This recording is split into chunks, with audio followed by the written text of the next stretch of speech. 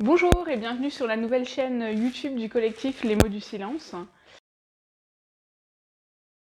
Pour vous expliquer un petit peu le contexte, donc le collectif Les Mots du Silence représente la plainte de Madame Anna Vicente qui a été déposée donc en juillet 2016 contre son agresseur pour viol et abus sexuels sur mineurs.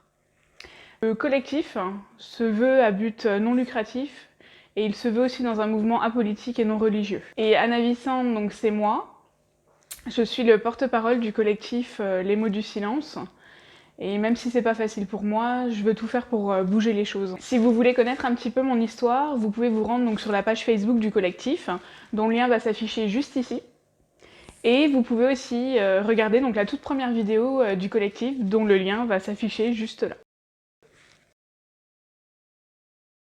Donc dans cette chaîne, on va parler des victimes d'abus sexuels et de viols sur mineurs. On sait que c'est pas forcément un sujet très joyeux, mais on a décidé de créer cette chaîne pour donner la parole aux victimes et à leurs proches, parce qu'il faut qu'on arrête d'en faire un sujet totalement tabou. C'est comme ça que ça perdure. La parole des victimes est souvent étouffée, voire bafouée.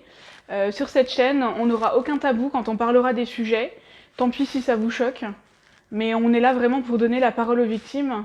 On pourra même créer des débats, qui sait.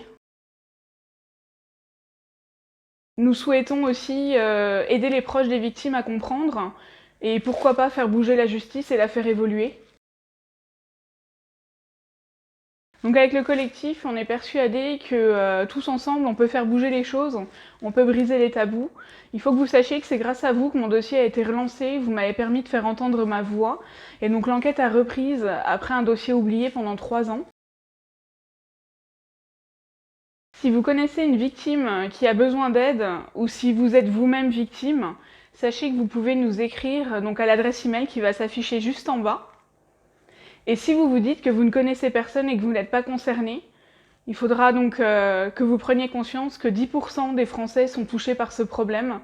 Donc si vous connaissez 10 personnes, il y a forcément une personne autour de vous qui a besoin de votre aide. Alors n'hésitez pas à demander aux gens s'ils vont réellement bien et s'ils ont réellement besoin d'aide. Parce qu'une victime ne le dira jamais. Donc regardez bien autour de vous, vous connaissez forcément quelqu'un. Donc je vous dis à bientôt sur notre chaîne et en espérant que vous vous abonnerez et qu'on pourra aider des gens.